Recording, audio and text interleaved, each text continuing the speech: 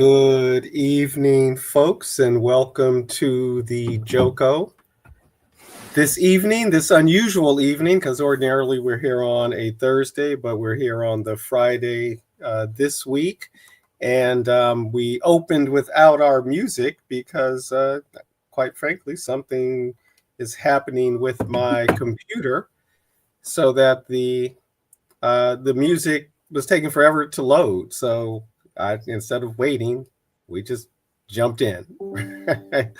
Oddly, so whatever the reason may be, we'll see if we can have it at our outro. But again, welcome to this week's Joko Conversation, Misogyny on Parade. I am Brother Youssef, a professor, a poet here in the Los Angeles area, and I am joined by my illustrious partner and comrade, Tasha. Hi, Tasha. And hi, and greetings, Yusuf. I like illustrious. May we all be illustrious. I used to call students in classrooms illustrious youth, and when I started the class with "Hello, illustrious youth," or "Welcome, illustrious youth," and they'd look at me like, "What? What is illustrious? What is illustrious youth?" So I got to tell them, I got to call them illustrious again. So that's very nice. Thank you. Greetings, everybody. And we're excited to have tonight's discussion as well.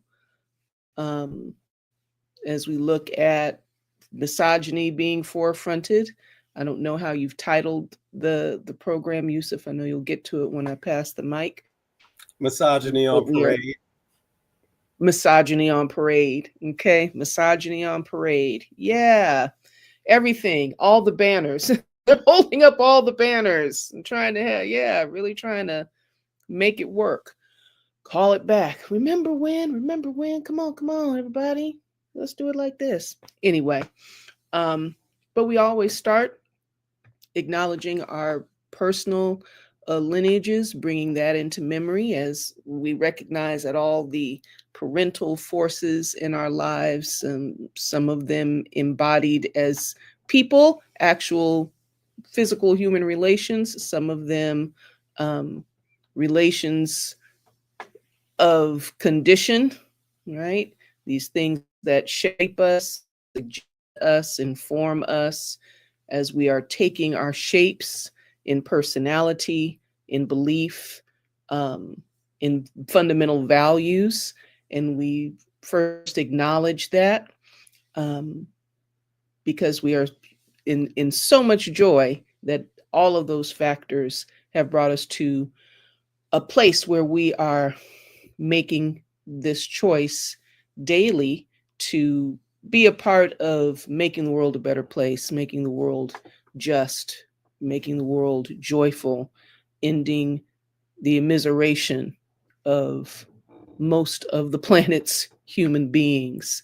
And as Yusuf will definitely remind us, all living beings, right? As the Buddhists like to say, all sentient beings, or the translation of that.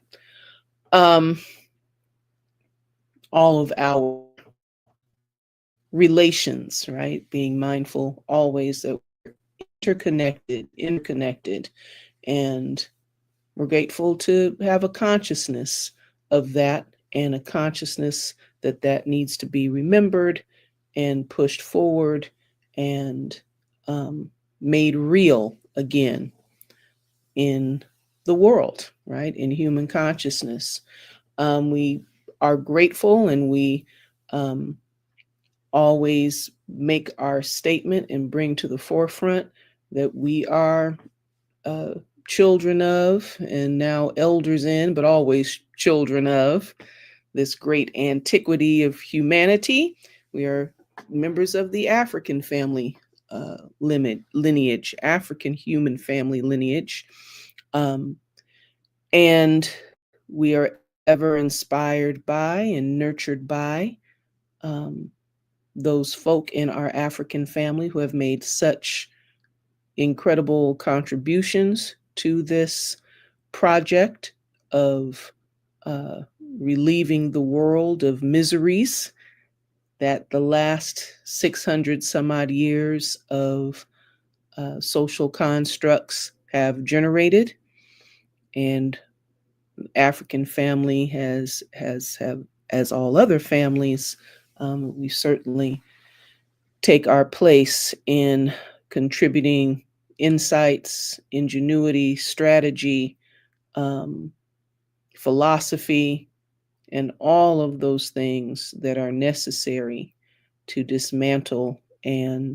uh, dismantle what is right injurious to our human lives, to the lives of our relations, um, and uplift that which is enhancing and life affirming and life supporting.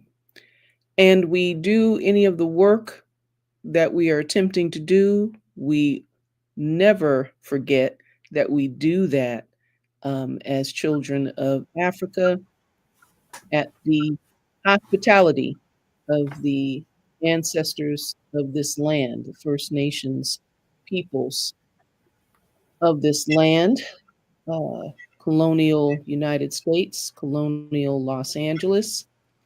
Um, we do this work at their hospitality, at their generosity, at their co guidance on the other side of the veil, as they chop it up with our ancestors in guiding this project forward. And we do so at the hospitality of the descendants of those First Nations people who work and live as culture keepers, as preservationists, as practitioners, as uh, relentless uh, demonstrators of the viabilities of ancient cultures and thought systems, right? And we always acknowledge, uplift, be with, and begin with these statements, right? And that having been said, I pass the mic to our illustrious say, yes. Illustrious. Was that full of luster or of Light, radiant, luster? right? Yes, yes. Go on. Of Please nature tell of me. being filled with luster or being in the light, maybe even in, thinking about that prefix there, ill, which might be in with an adjustment to double the L sound instead of the N. So in light, a nature of being in light, perhaps. Could look it up, but we know that root word, luster, right? Lustre. Anyway. Anyway. Land back worldwide, we say. That's right. Land back Coming to worldwide. you, as you said, from the settler colony of Los Angeles, right? Tongavar, land of the Tongva Quiche, colonized by Spain, becomes part of the Mexican Republic, then becomes the settler colony of the United States in its scheme of annexation in the mid 19th century. Yeah, that's right. I said scheme. That's right. I have a bias. I have a point of view. Right. Anyway, Mm-hmm. anyway, that's not what we're talking about tonight, though. If one, we're talking about misogyny on parade, right? And on the one hand, there's a redundancy there, right? Because the society is so fundamentally misogynist, right? Just structurally so.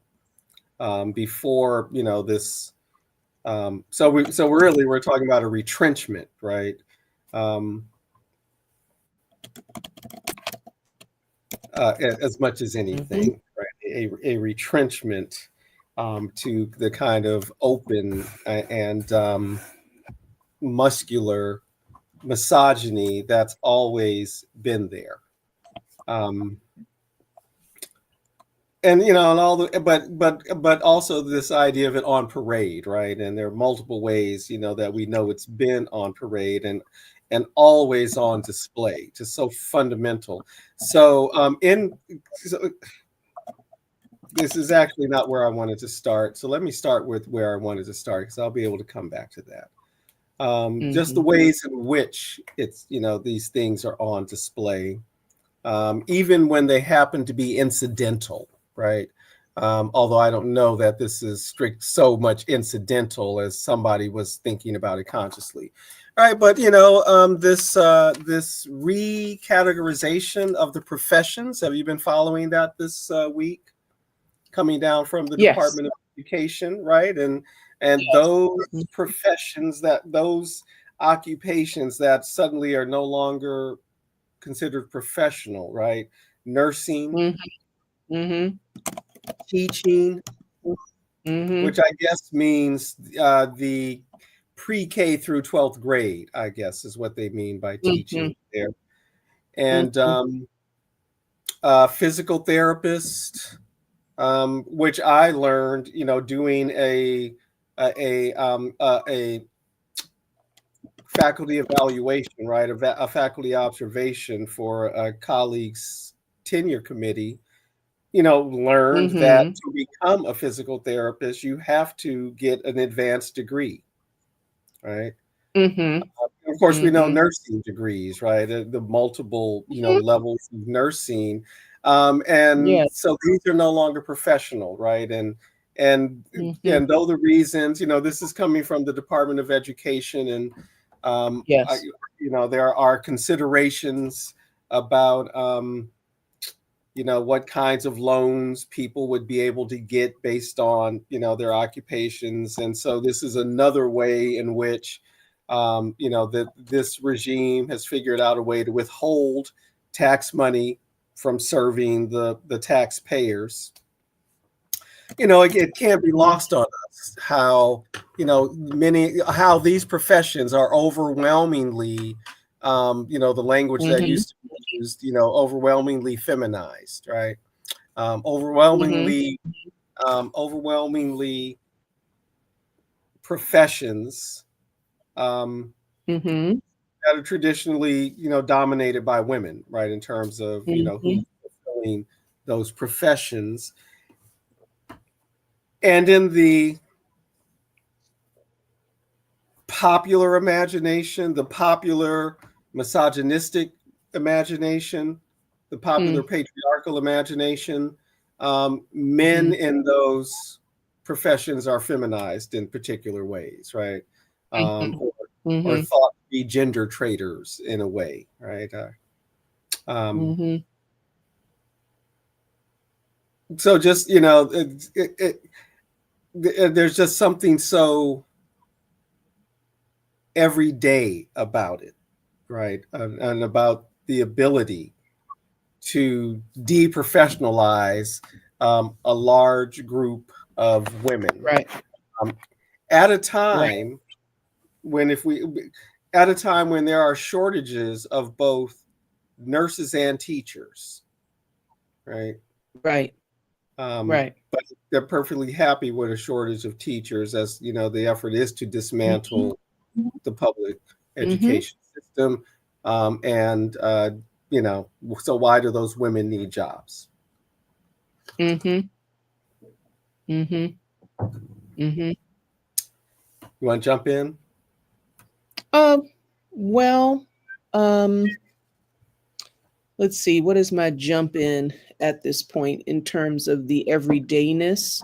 Um, the the everydayness of the anti-blackness that we've been talking about, the everydayness of all of these antis Mm-hmm. um, has a lot to do with the fact that these ideas of inclusivity and the ideas of, there not being any kind of natural basis, real basis in an era of, right, looking at the material world and data and research or whatnot, right, disproving all of these archies, all of these different ogenies, right?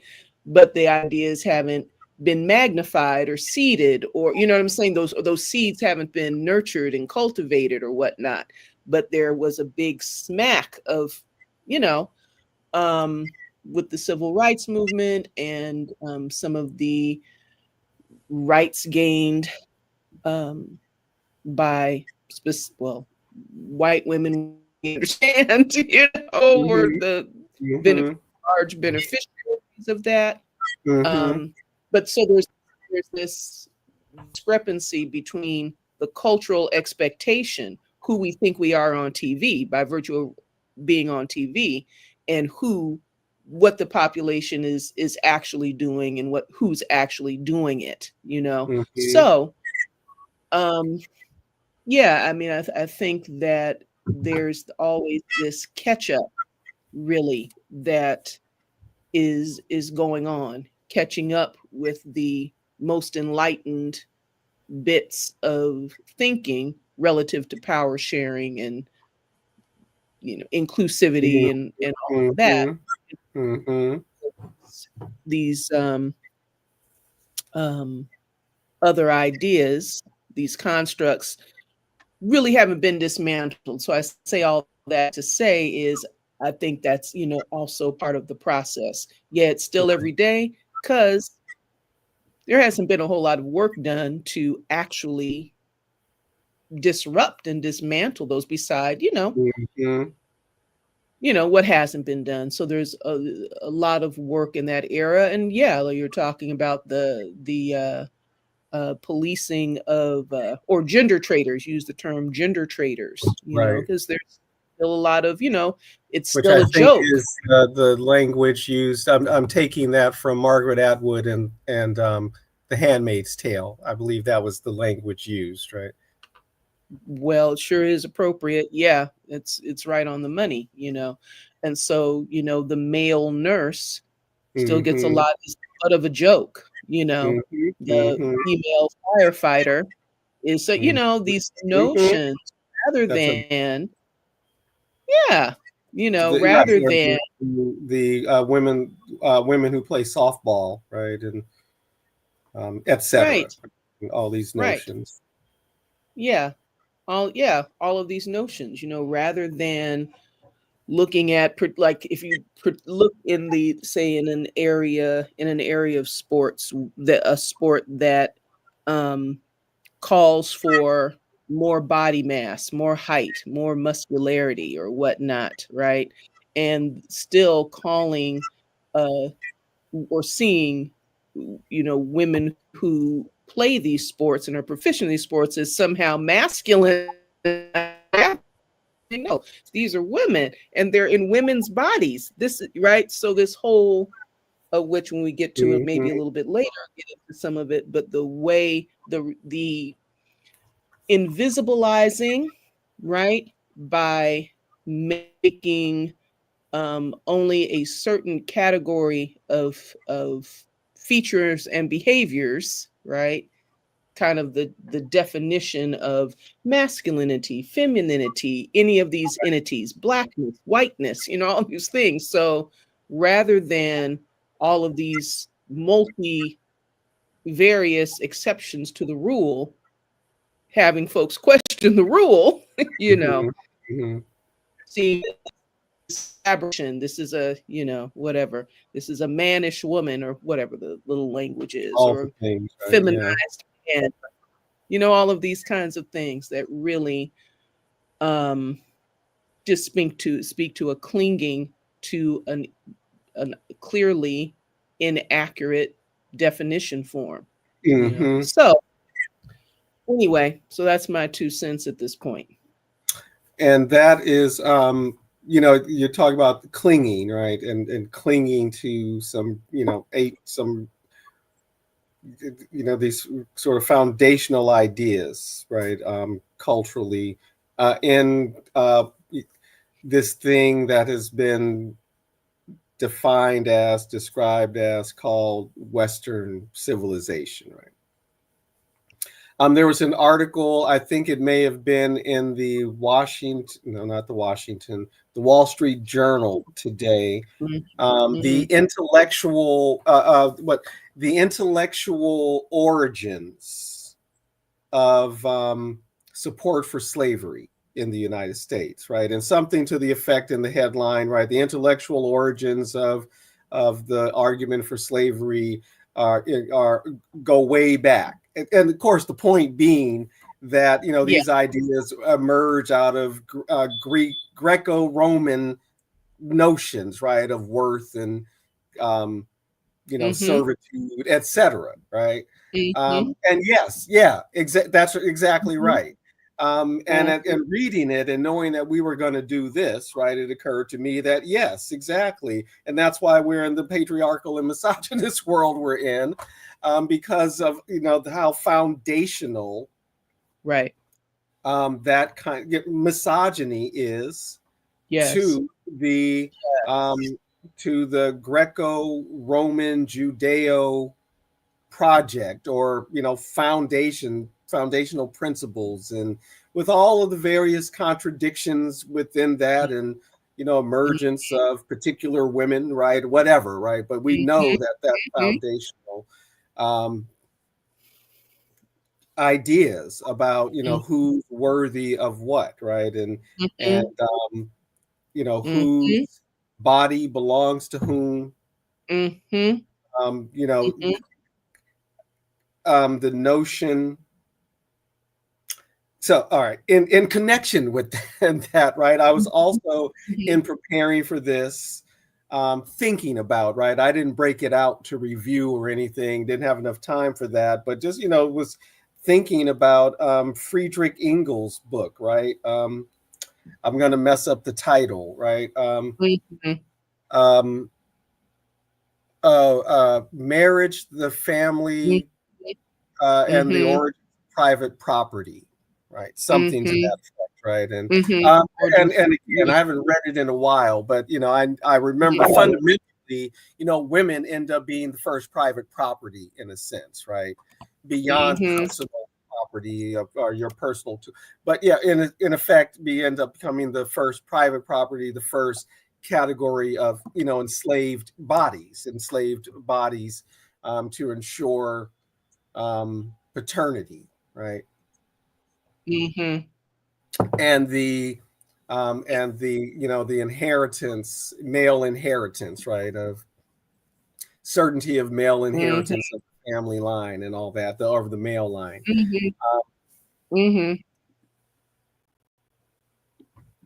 and short, so to one thing I do like about that study, that work of Ingalls, is though I think there are efforts to like universally apply his model that are certainly flawed. I think Mm-hmm. its strength is when it's looking Mm-hmm. at the origins of family, right, and Mm-hmm. clan, through the ancient Greek and the ancient Roman lens, right, explaining sort of formation of family in those societies. That seems to me he's on firm ground, right? Being able to Mm-hmm. research. But Mm-hmm. anyway, the point I bring it up just to again indicate how deeply rooted and how long this has been the condition, and everything that the feminist intervention of the modern world has attempted to do is just that, right? It's modern, Mm-hmm. contemporary. Mm-hmm. I mean, even at Mm-hmm. 200 years, of Yes. 250 years of agitation, right? It's so recent, certainly in the West, because we are talking about, absolutely a Western context. One Right. more thing I want to add to that, right, which I think makes sense. in terms of how deeply rooted this is, Mm-hmm. how long it has been a function of Western, what people think of when they think of Western civilization. The Greco-Roman Mm-hmm. world, the Judeo-Greco-Roman world, the Judeo-Christian world, and I believe we can add to Mm-hmm. that Judeo-Christian Islamic world. Um, Mm-hmm. and Right. what people Mm-hmm. mean, and what people mean by the modern Germanic, overlay on top of the Greco-Roman world. Mm-hmm. How Mm-hmm. deeply rooted it is, how patriarchal it is. But the person we both listened to today in preparation, Dr. Cynthia Miller Idris, Mm-hmm. talking about her new book, Man Up, the new misogyny Mm-hmm. and rise of violent extremism. But not Mm-hmm. to quote her, but someone who she quotes, right? And she cites the philosopher Kate Mann, who I love this definition of misogyny, right? That I just learned. That it is not merely or simply the hatred of women, as the word indicates, but it's about Mm-hmm. policing women, right? It's the Mm-hmm. techniques for policing women under the patriarchy. Brilliant. Mm-hmm. I just think that's yeah, Mm-hmm. yeah. This process of Yes. policing, and we Yes.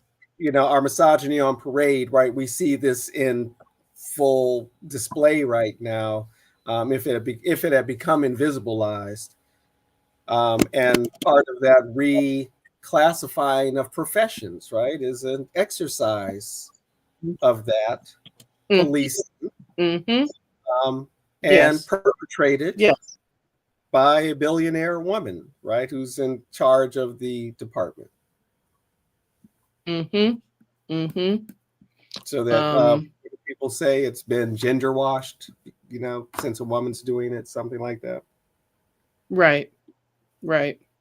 And all of that, send a African to oppress the Africans, all of everybody's talking about all the Latino ICE agents, all the, Yeah, it's a tried precisely. and true formula. It's a tried and true formula, right? So um but yes, the something that I wanted to jump on also in terms of saying that this is a great analysis. You're talking about Ingalls propositions and the origin of the family, et cetera, et cetera.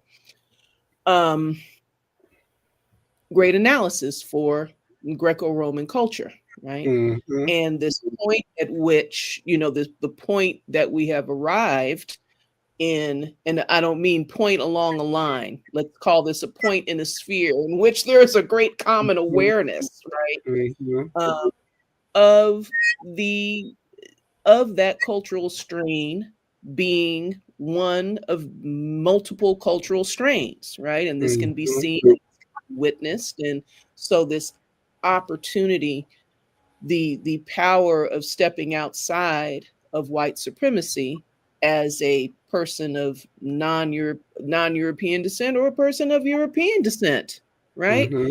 Hmm. This time of having this global view, this these kind of global insights, the ways that research and the academic eye has uh, uh, expanded to rethink itself around those notions of white culture, European cultural supremacy, and all of that, right?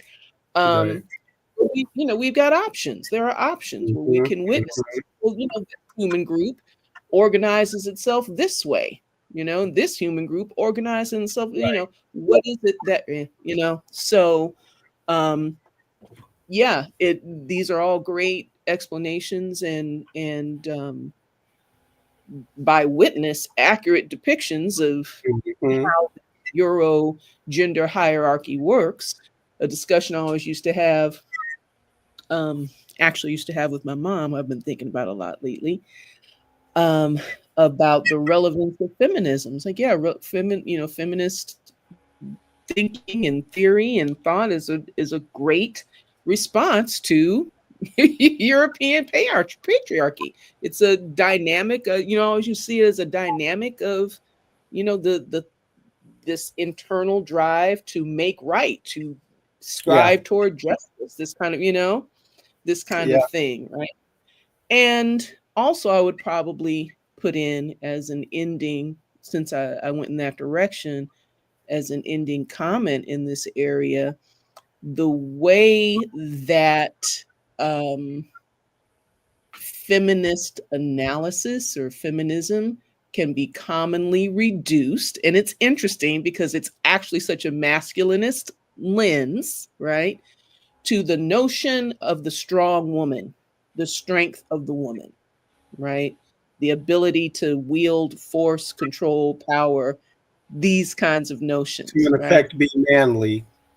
And to an effect be manly, Yeah. and so Hmm. one of the things that I think that we commonly say in our community, in at least in Black community, Black American community, maybe there's something even more general, the notion that because women, one of the typical things is, well, we've always had to be the head of household and da da da da da.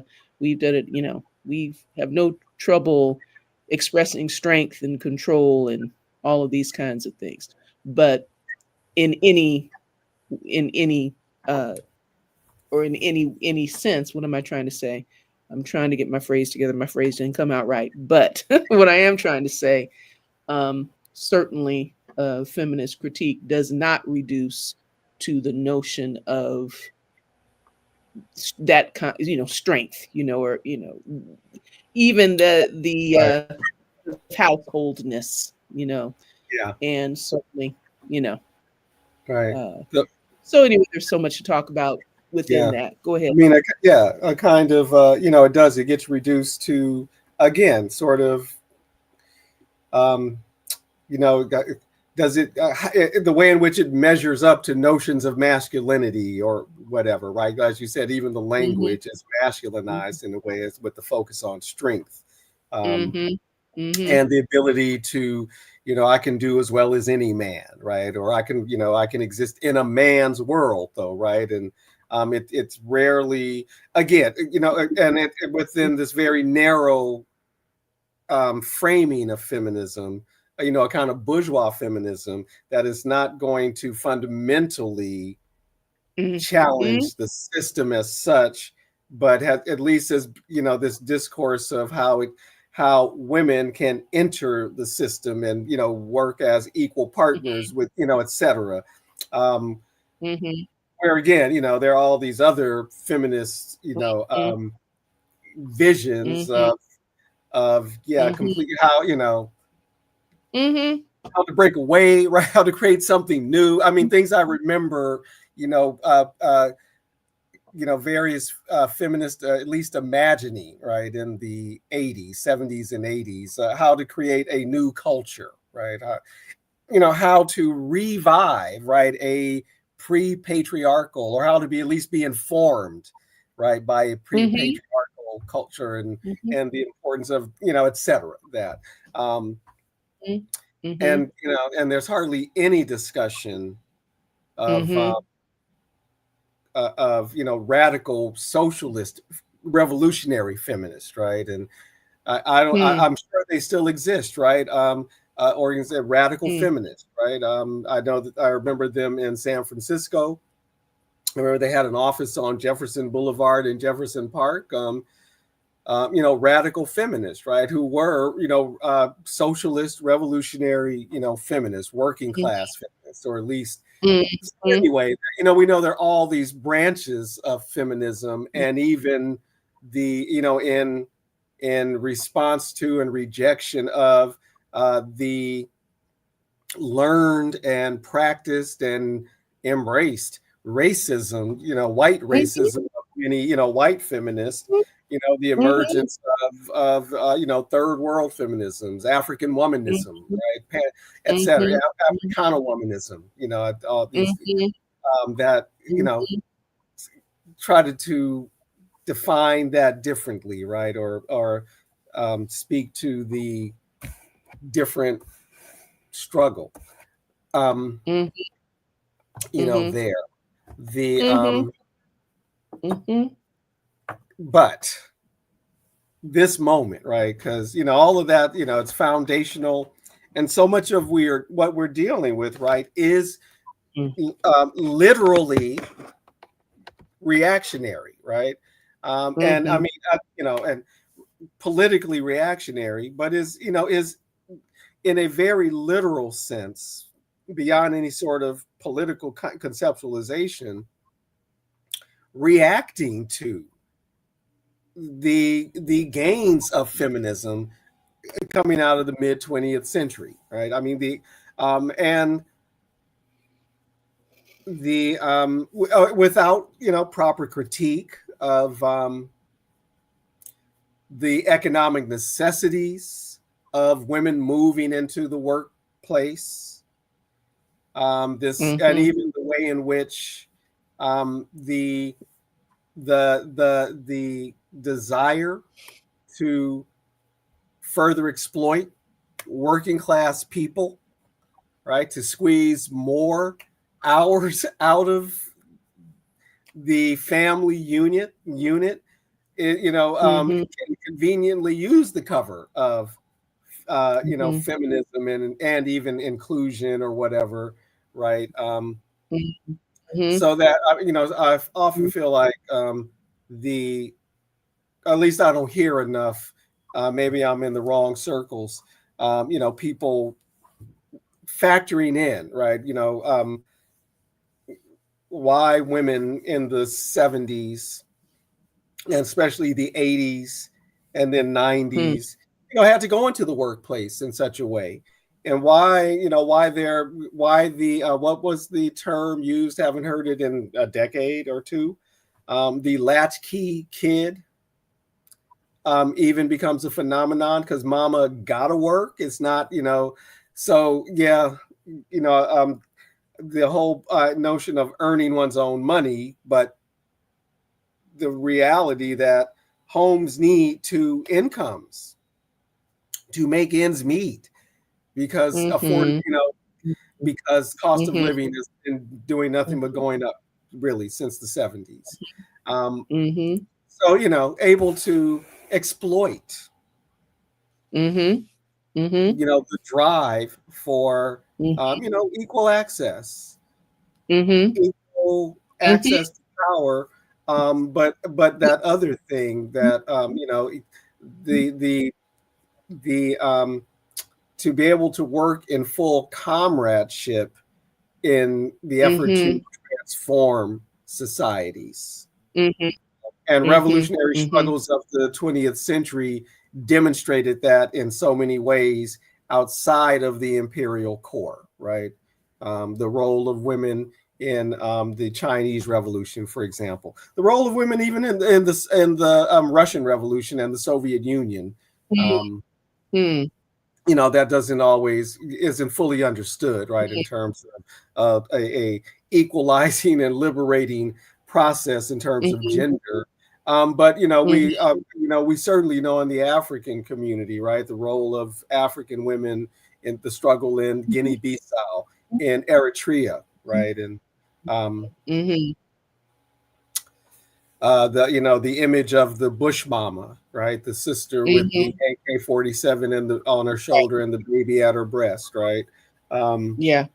that modern revolutionary struggle, national liberation struggle, proletarian struggle, um, union struggle, right, has made it clear um, that we're all exploited, right, in various ways, and women in those extra ways, with as Mhm. the sector Mhm. of society that primarily reproduces the labor pool, both Mhm. literally and socially. Mhm. Mhm. So it's Mhm. this is the world we live in, right? It's a Mhm. misogynistic, patriarchal world by and large, especially insofar as the West has come to dominate, even though Right. that is definitely slipping away now. But Mm-hmm. and the ways in which the West was able um, Mm-hmm. to how should I say intensify, incipient patriarchies in the global South and other places, right? Or because again, there Mm-hmm. isn't uniformity across the global South, Mm-hmm. even if Right. there was more examples of equity and all that. They're not everywhere, and so Yeah. able to take what was familiar to them and promote it, all that. Mm-hmm. But nonetheless, right, what's on parade in this moment with this regime and this rise of the right? This the global rise of the right and the U.S. Here in the U.S. What we well again what I where I started just a moment ago, just Mm-hmm. reaction, right? Reaction to the women's liberation movement, the feminist movement, and the inability and certainly unwillingness to think of women and Mm-hmm. girls as actually Mm-hmm. worthy equals Absolutely. and even Right. human beings of fully human beings. Absolutely. Fully adult human beings, which is um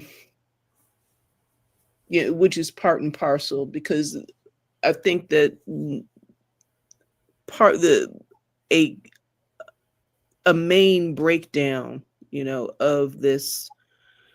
of this question of power, and rights and all of this thing is, yeah, the ability to move freely about, to Hmm. to have agency and choice, and also Hmm. to have protection from violence, protection from Hmm. violation, the Yeah. ability to, and whatever that means, whether it means the ability to exercise self-defense, whether it means the ability to have a cultural um sanction, right? To Yeah, um as indicated by a legal structure, right? Because the people of a society are going to have a certain kind of reaction to legal structures in general. It means something. Um and so, as this, the whole piece about, I was just looking at something, yeah, in attempting to prepare the attack, which is incipient. It's in Project 2025. I say, as a non-reader of Project 2025, I take it from the sources that I, right, look to, that there is this talk of, and we hear in other uh, in various circles, the um, taking back the right to vote, women's voting rights, and these, all Yep. the political powers, right? um, Certainly, and through this bodily autonomy question, with the right to abortion on demand, with control over the reproductive um, work, control over that work, um, is, the that insertion of surveillance and the Hmm. implementation of, right, through all these policing structures that are coming about, and envisioned being implemented to track people's behaviors, and to, right, to, well, what is your, whatever it is they're looking for, what are you buying, what are your Hmm. behavior, Hmm. who you're doing what, Hmm. where, when, what is your pregnancy, the reason for the loss of the all of these things that are coming up, Right. that they're trying to implement. And also coming back to, which is an inherent violence, of course, surveillance and policing is inherently violent. Um, and this, all of these kinds of these restrictions, though I think we often see, um, the same people who have had access to uh, options, um, through, abortions of unwanted pregnancies specifically, right, are the same people who have access again, whether it's a question of legalizing or illegalizing crossing interstate in order to have procedures in states where it hasn't been illegalized or what have you, right? Mm-hmm. The attack Mm-hmm. of this on less than women who are not members of an affluent, right, or not members of the affluent class, right, um, and maybe even the power class, who have Mm-hmm. always had, access, um, more to whatever degree dictated by the male counterparts. Maybe who the question of who decides what pregnancy is unwanted and what happens with that pregnancy. I mean, that's a whole other discussion. But um, the way all of this serves to also destabilize further, um, throw into more chaos and tension and uh, difficulty, economic difficulty, and all of these kinds of things, right? Um, for those who can't afford, who don't have access to, right, the medical care, right? Um, as that, of course, is being scheduled out and eliminated and pared down, and all of these. Mm-hmm. The last thing that I wanted to add in that particular mode of discussion, the question of workforce, workforce and childcare and all these kinds of things, all of these things very relevant to, not irrelevant in other situations, but very relevant to participating as a nuclear family, where there's Can not you repeat extended that? You family. distorted. Okay, said relevant to participation in the economy as a nuclear family or Mm-hmm. as an individual person, right? Mm-hmm. Which also speaks to the way that uh, modern consumer culture, modern capitalist culture, whatever the correct description might be, serves to alienate, right? And separate cogs and the things in comparison to a more communal, mutual, extended family Mm-hmm. model, right? Where there's more access to support, where women didn't just decide to not have children, or there are women who never were interested in having children, but I'll be an auntie, that whole kind of thing, right? Doesn't deprive them of place, of family, of connection, of intergroup support, those kinds of things. So also, right, with the economic question, the extent to which where we have mutual aid, inherent mutual aid choices through extended family influences that, I think, as well, in terms of pressure, workforce pressure. Well, it would seem that the regime is, intent on taking away those kinds of, that kind of agency that I think I just heard you describe, right? Of whether or not any woman can decide when or where or what choices she might have. Yeah. Um, just as, yeah, just as um, the way they're going, right? With this concern over birth rate and all that, right? Mm-hmm. Mm-hmm. Mm-hmm.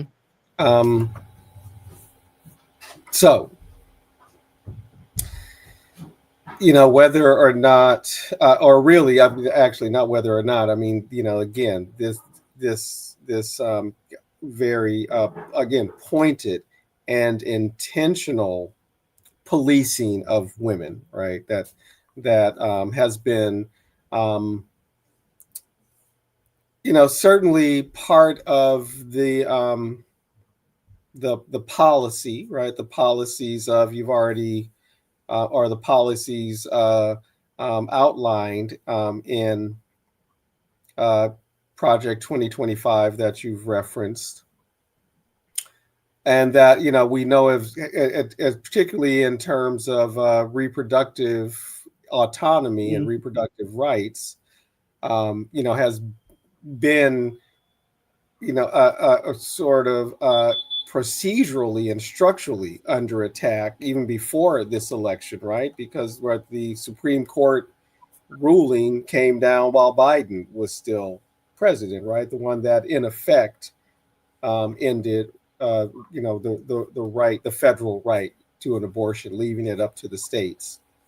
mm-hmm. Mm-hmm. Um, but this other thing, right? Mm, The increased pressure, or discursive pressure, or the attempts to create, and I don't think it's working, but the attempts to create a cultural pressure for young women to get married, to mm-hmm. be traditional wives, Mm-hmm. um, uh, to yeah, or well, yeah, just just that, to choose homemaking, right, as a career choice, um, Mm-hmm. which of course goes really well with the how many years long, decade long, public discourse about whether or not college is worth it. College is a scam. Do you really need to go to college? At a time when the enrollment of Mm-hmm. women, right, is Right. probably higher, right? And it's been very Yeah. clear that one of the principal Hmm. targets of the contemporary, U.S. reactionary right wing is college educated women, right? They have Mm-hmm. explicitly said Mm-hmm. in the various manosphere podcast Yeah. and YouTube and social media presence, college Yes. educated women are the enemy, right? Whatever Mm-hmm. their ethnicity, especially if Mm-hmm. they're women of color, but maybe even Right. more so the white women, right? Mm-hmm. Mm-hmm. Never mind that the majority of white women still voted for Trump 3 times, but that's probably not true of college educated white women. Mm-hmm. Mm-hmm. Um, and college educated people, right? There is a tendency to overestimate how many Yes. people are college educated in the United States, right? Um, Yes. and if anybody is paying attention to why so many of the professionals you have to seek out, when you need professional services, are immigrants. How many medical professionals are immigrants, right? And it's because the Absolutely. United States has made it so difficult for its own population to be educated, Hated. in Yes. necessary ways. And so anyway, that is another way in which the misogyny now plays itself out. Discourage college, especially at a time when women are going to college in record numbers. Encourage this notion of the trad wife, and lean into the mythology of the great replacement, Yeah. period, right? And Yeah. so we get this again, this right now muscular kind of policing of women's bodies, women's choices, Right. women's possibilities, right, and potentialities right now. So, Yeah. Yeah. Absolutely. Um, yes, there was something that I was gonna say. I wanted to come back. I wanted to come back now. What were we talking about? Um, the policing portion, the things like the uh, attempt to reduce the marriageable age, yeah. right? Uh, Yes. the Why? emphasis Mm. on, yeah, you know, then it's not so teenage boys can marry. It's not so 14-year-old Oh, 14-year-old boys can marry, exactly. you know. Exactly. That's right. You know, and you know, it's all of a piece is Mm-hmm. Because it goes with the to say Christian that. nationalism quite well. Say that again. I said it goes with the So, white Christian nationalism quite well. It's biblical. absolutely, absolutely. You know, which is, you know, an interesting an interesting dynamic for folks who consider themselves to be that kind of, consider Mm-hmm. themselves to be that kind of Christian, you know, Mm-hmm. how to parse, you know, this, for instance, something like the great replacement theory, you know, how Mm-hmm. does that apply? What is that counterpart? To some extent, the ADOS rhetoric, you know what I'm saying? But I don't know Mm-hmm. to what extent Yes, well, yeah. how those communities intersect, you know, the Christian nationalists and the ADOS, I don't really know that, but this notion, you know, of being replaced. There are some Well, elements of the notions of replacement. Yeah, exactly. replacement in general, right? Mhm. General kind of And replacement, but if somebody has somehow a greater right or right to something, or based on yes, time here or whatever, or lineage. yeah, yes, you know, but in this context of, you know, not out the uh, professional basis within the Black federal Your voice employees. keeps distorting. Can you repeat that? Okay, Because you right, distorted again, and right. The you're a little frozen right now. Are you okay, frozen on your screen? no, am I still frozen? Yeah, you're frozen on my screen, and your voice is coming in and out. There, I think Okay, you I don't know unfroze and then why. you froze again.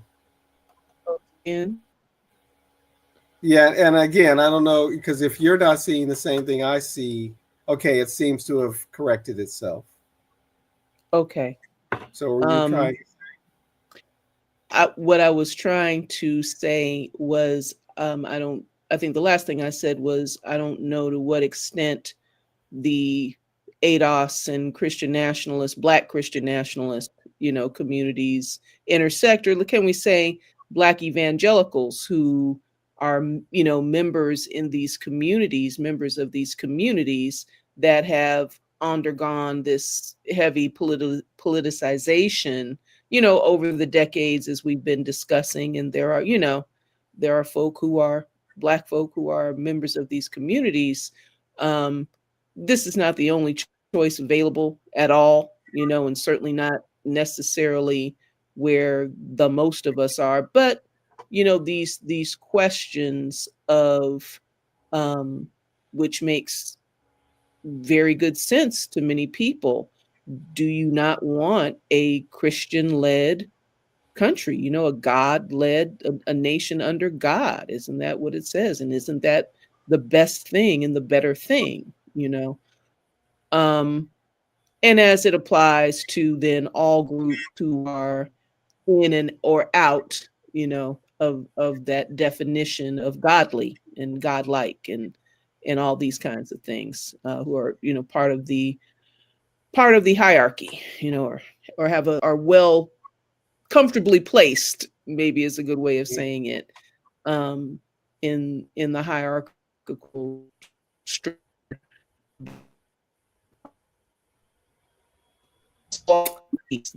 undereducating, the undereducation, and the destabilizing, you know, um, in various ways. The economic destabilizing, the access to political power and recourse, right? The attack on all the civil rights and the voting rights and the all of those kinds of things. And clearly access if you are not wealthy. increasingly to to that education. So, and anyway, when I say it's all of a piece, meaning that this is systemic attack, and it, the strategy of attack, and it applies to uh, affluent white women as a group, as it applies to every other group that where the attempt is to recontain and control, you know, these groups that have made these gains in that way. That's it. Well, one thing is for sure, this movement, the MAGA movement, which is a fascist movement, that special category of colonial capitalist ideology, um, since 2015, right, and since the first Trump campaign, and has been able to play on, and cultivate, the already Mm, seeded ground of the uh, right wing attacks on um, women's entry into the public sphere, and discourse around women's entry into the public sphere if it didn't fit their notion of what that should be. And the right has always been a little split on that, happy to embrace, public, um, conservative women, conservative intellectuals and public figures like Phyllis Schlafly, mm-hmm. what's her name, Jean Kirkpatrick of the Reagan administration, Margaret Thatcher. I mean, they have, and what's Sandra Mm-hmm. Day O'Connor, right? And on the other hand, there's a sector of them who won't even tolerate them, right? Because they're women and they should not be in politics, Mm-hmm. um, Mm-hmm. or at least will tolerate them however long, right? And again, to reference Margaret Atwood's, Handmaid's Tale, you were perfectly fine to be out there, advocating for this world we have now created. But now that we have Yeah. created it, get your ass back in the house, right? So, Right. Right. so that is there also. The But Mm, this 10 years, right? And and the way in which the MAGA movement, the Trump political cult, the people around Trump, his handlers, his brains,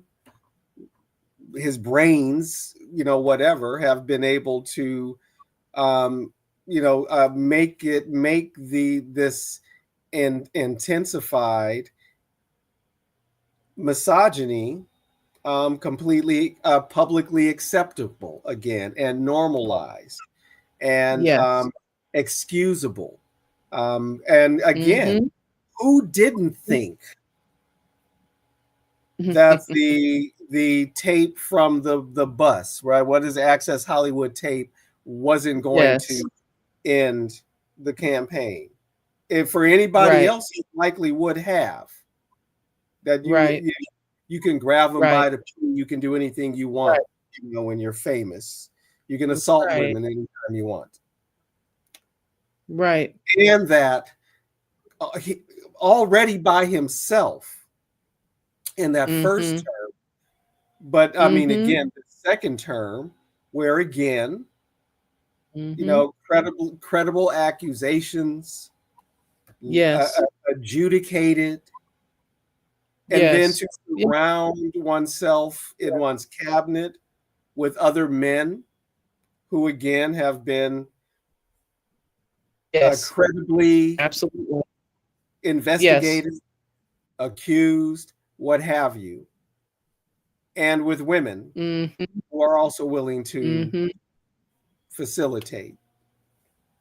Mm-hmm. It just normalizes it all. And then this again, and actually you, um, and Kiminute Mm-hmm. hipped me to it, a couple of years ago.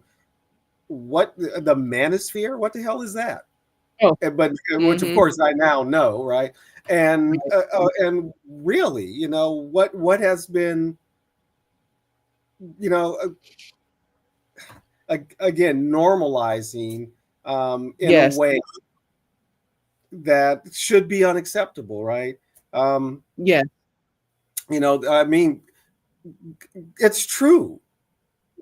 Misogyny. I mean, again, I love learning this notion of misogyny as a form of policing, but it does not mitigate the fact that boys and men are taught to hate women, or certainly to not Mm-hmm. trust them.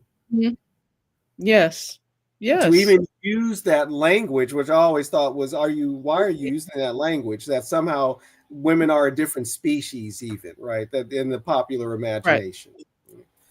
Right. And we know a lot of that is also rooted in the religious Yes. culture and Mm-hmm. the notion of Mm-hmm. woman as evil or an evoker of evil Yeah. because you can't handle, your natural feelings of attraction, and all Mm-hmm. of the weirdness around sexuality, has to make Mm-hmm. everything natural a sin. The Mm-hmm. So again, all of that psychodrama is caught up in this, and Mm-hmm. that the and even the notion that women's bodies are not sacred like men's bodies are. I even think about that when you hear about cases of child abuse, and I always felt like there's even Absolutely. more consternation when the child is a boy. How it's even more Mm-hmm. unacceptable somehow, right? Yeah. Yeah. And I do think there is something culturally about that we do not. This culture for a very long time has not embraced the notion of the divine feminine. Whether one believes Mm-hmm. in any of that or not is not the point. What does it mean? Mm-hmm. What does it come to mean culturally? And then Mm-hmm. and then again, Mm-hmm.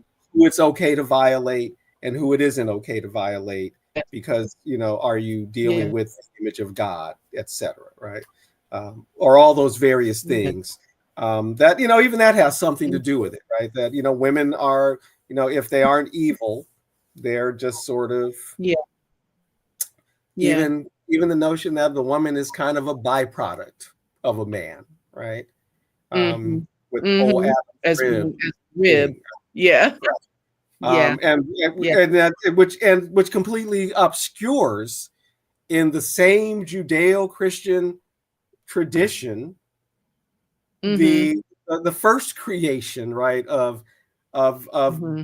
the two beings, right? And Mm-hmm. let us make Them. him, or let us make them in our image, male and Mm-hmm. female. Let us make them. Mm-hmm. Let us make them, because that's Mm-hmm. people only want to deal with that, Mm-hmm. right? And the divine feminine Mm-hmm. embedded in the Judeo-Christian, or in the Old Testament literature, and even in the New Testament literature in some ways. But anyway, um, I do think that it does get even to that kind of fundamental spiritual, if you will, level of why it Yeah. becomes okay to treat women Yes. like they are not fully human, not as elevated as the male. Yeah. Yeah.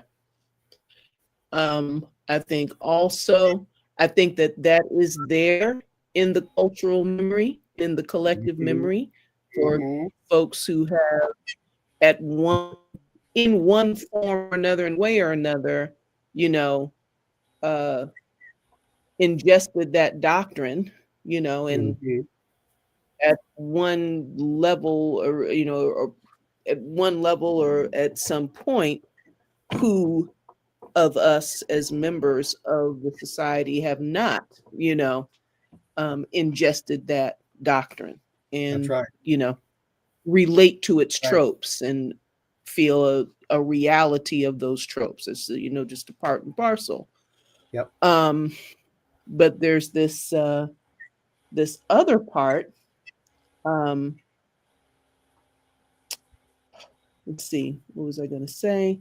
We're talking about those kinds of deep notions of divinity.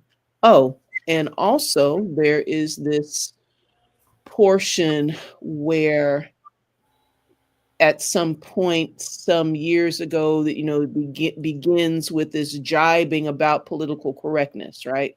And oh, you're so political correct, and oh, the political correctness, and oh, this intolerable, insufferable, Mm-hmm. absurd, you know rigid, you know um attitude that supposedly this is okay. Okay, this is not politically correct, but you know and that was something that we heard oft repeated, you Mm-hmm. know that has graduated that is what I mean, actually, has gradually become, right, has gradually morphed into this anti-wokeness, this like Mm-hmm. intense hatred Yeah. and vilifying of the wokeness, and terms like feminazi, terms like and all of Mm-hmm. these ways of reducing and creating an aggressive enemy of the other, the aggressive enemy of the other, you know.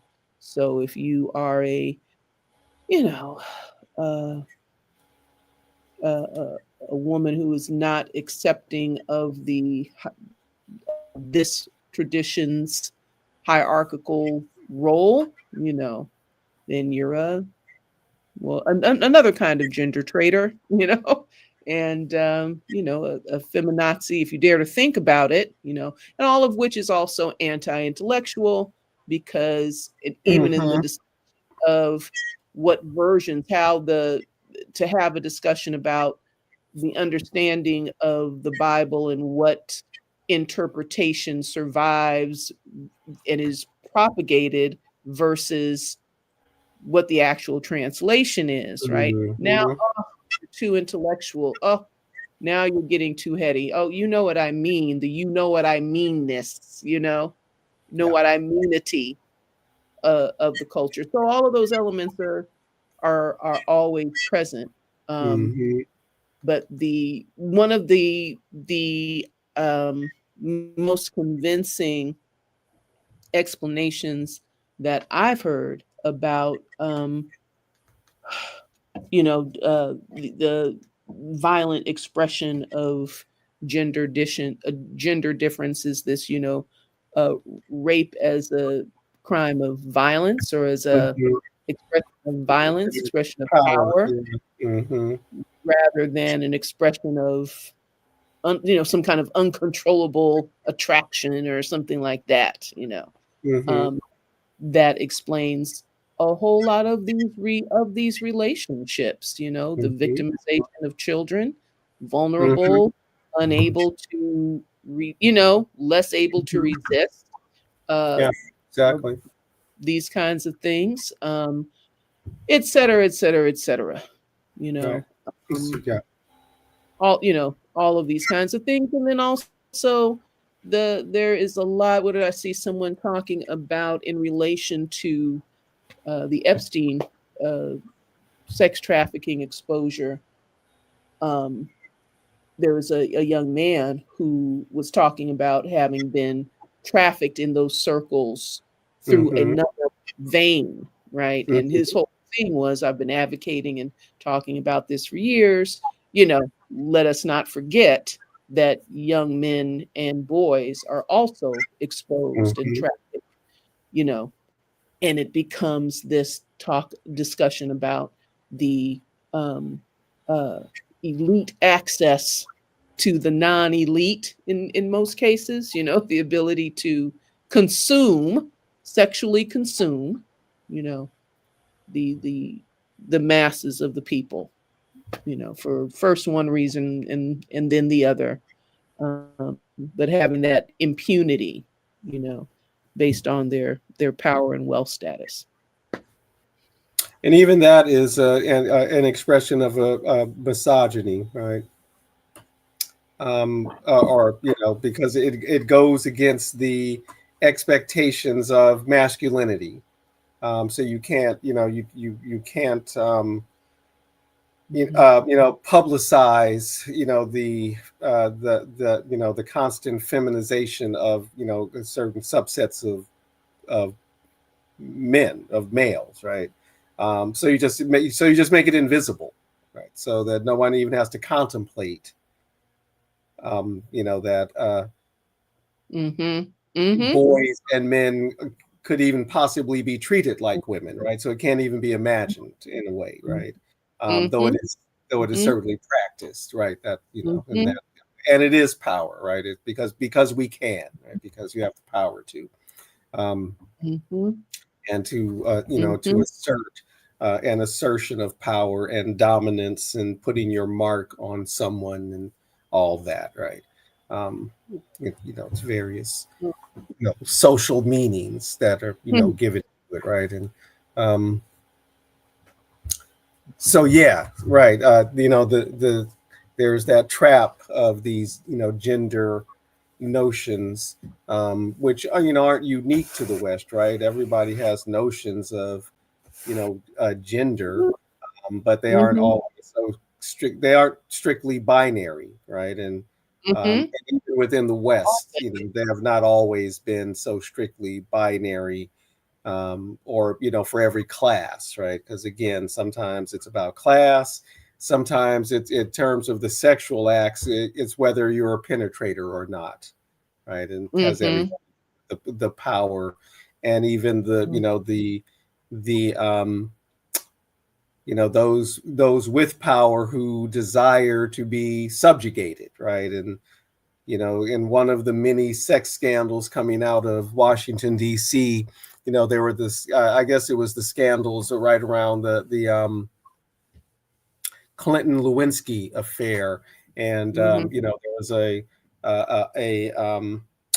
sex worker, I think, and she was also in management, I think, who was interviewed about yeah, all these powerful men, right, who are who are deciding life and death every day, are Yeah. the very customers who want to be humiliated, right?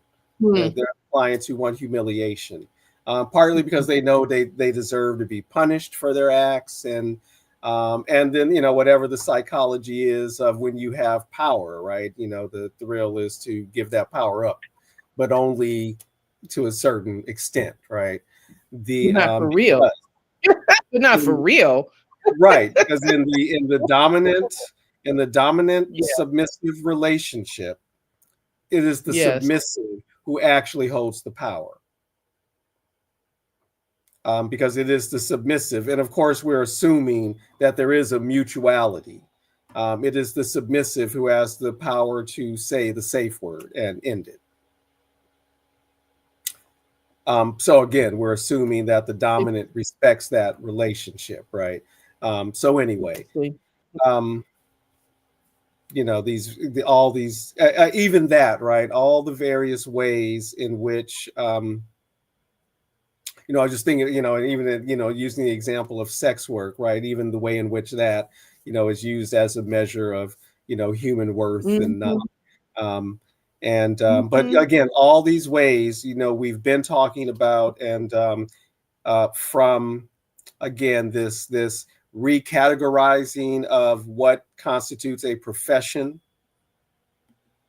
to a Mhm. couple of weeks ago, the New York Times. Um, Publishing an editorial titled "Are Women Ruining the Workplace?" Which Hmm. they tried to retitle, and they pulled it back and retitled it something else. But that, to again, Yeah. a Yeah. presidential administration, a Mhm. regime that has just completely normalized Mhm. the worst kinds of both discursive, which certainly leads to actual or physical, Absolutely. violence. Absolutely. And the Absolutely. world, the world Mhm. as it has been structured has not been a safe place for girls and women, and it is even Mm, less so now absolutely. under this current regime in this current climate. And and all these sectors of society. I mean, we haven't even talked about what this means for the U.S. military, for example, which is already a dangerous place for women and some men, Absolutely. Right. and even more so now, Right. even as they are being drummed out of the military. Um, Right. and how Right. soon is that going to come to police Translate. forces, right? Right. Although they're certainly ready to exploit the death of this guardswoman, right, who was shot by the former CIA asset. Mm-hmm. Um, so just as they were, that this current regime was willing to, weaponize for political gain, the death of the what's her name, Ashley, somebody that they sent, to attack the Capitol, that he sent to attack the Capitol, and the woman who got shot. So they're certainly Mm-hmm. willing to embrace Right. her and put her forward, right? Right. For as long as Right. that's useful, right? So Right. anyway, Right. again, there are all these various ways in both uh, through the state, at the state apparatus, and through the various civil society, platforms. Earlier, and we're in the conversation as we were talking about expectations of masculinity and femininity, and the way in which um, women, female athletes are approached, talked about, etc. And exhibit right now, exhibit A is the discourses around the WNBA Mm-hmm. and the Mm-hmm. historical discourses around the WNBA that I remember as a sports fan listening to sports radio, and which has for a very long was a hotbed of misogyny, and improved, right? And did improve, especially as more women came into sports casting and commenting. But there's still always been, Mm-hmm. that sector. So that, when the WNBA was first founded, all the jokes were about, the unattractiveness of the women, right, and the manliness of the women. And now, as it's become more popular, some of that is a little more Mm-hmm. racialized, and a lot of it is Mm-hmm. both racialized and zeroing in on the lesbian character, right, of the WNBA, which again is overstated, right? Um, Mm-hmm. and just the fact that women are willing to be out and proud, right, um, Mm-hmm. and the way in which the talents of a Caitlin Clark and the talents of an Angel Reese, who competed against each other in college, becomes useful to the right wing. Mm-hmm. And when the white woman doesn't go along with it, right, and decides, no, right, we are in The race solidarity. trade. I am right, so now she's a race traitor. But then you have somebody like Angel Reese, who totally explodes these notions of whether she is conventionally attractive as a woman and all that, and she's doing all this modeling and whatnot, right? And Mm-hmm. got her big Mm-hmm. lashes on the and nails on the court and all. And so anyway, Mm-hmm. and she's not alone in that, right? But even Mm-hmm. that, right, troubles their their notions of femininity. And so in this conversation, and we're coming up on an hour and a half, so we can begin to close, but we didn't Mm-hmm. even get into the incel conversation, that bastion of misogyny, Right. right? Well, and completely related to this manosphere, Right. Right. This uh, iteration. platforms Yeah. and whatnot. So anyway, Yeah. yes, we are coming up on an hour and a half. So you want to make some final comments? Well, I guess the final comment for me is this in terms of the on parade nature, this renewed declaration of an old structure of a Yeah. of the Greco-Roman structure for very Hmm. Greco-Roman reasons, Hmm. um, Hmm. and the however it translates into uh, what Anglo-Saxon common law or English common Uh-huh. law, and women Hmm. within those those structures and whatnot. That the takeaway is in this social structure, there's no taking away your political power through democratic access. You're now the voting right? Uh, Hmm. away um, your bodily autonomy, right? Your agency and control over your what happens with your person, your ability to move about as an independent economic accessor, to as an independent economic agent, you know. Um, so there's no shutting off, as you think said earlier, independent access and independent ability, freedom of movement and choice, and all those things without dehumanization, without cutting you Hmm. off. These are the Hmm. things that define, right, personhood and access to a respectable status Yeah. in this culture. So there's no such thing as cutting that off, and yet you're also okay. You know, and I also think that so there's some things that we have to take uh, relearn, right? Take a closer look at to um, remember what this meant for, what it meant for our grandmothers, the strides, what the strides in recognizing the nature of sexual violence, the nature of domestic violence, the nature of, the gendered nature of this particular kind of violence Hmm. in the society, right? Um, there's a task of memory before us, and a task of not what is the word uh, ignoring the importance of this. The urgency is the word I want to use of these matters and the implications.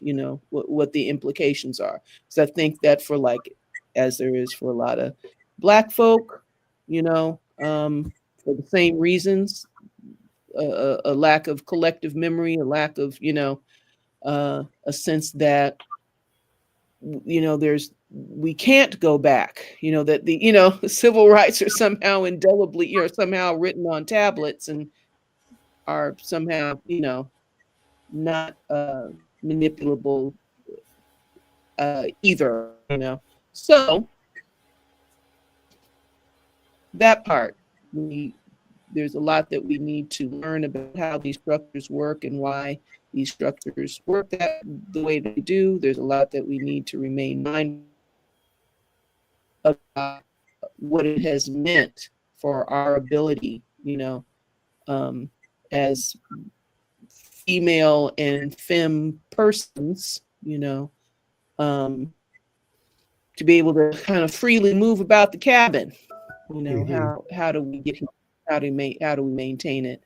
And I guess the last thing that I have to say about it is, just like we had a part two of anti-blackness on parade, looks like we need to have a part two on misogyny on parade to talk about these incel iterations and even co- anti-female collective violence instances that are happening and all of that. And that's it. Okay, well, that'll do. So, folks, thank you for being with us. If those of you watching it live, thank you for joining us. Don't hesitate to leave a comment on the video. Please do all the things that we need you to do. If you haven't done so, please subscribe to our channel. Like this video and share it. Whenever you're watching this, good night, good morning, good afternoon, and let's not be misogynist. Right? Let us respect the human dignity of girls and women, cis or trans. Let's just respect everybody's human dignity, okay? And I guess that's all, right? Right? So let's do it. Let's make the revolution, and let's make the revolution within the revolution, and how we treat each other and what we expect from each other. But I will end, as I always do, or I like to, by quoting Bob Marley, and from his album Natty Dread, the song Revolution, revelation reveals the truth. It takes a revolution to make a solution. So make a revolution, y'all. We're going to see if our music is going to work, and if not, it's just going to end. So good night.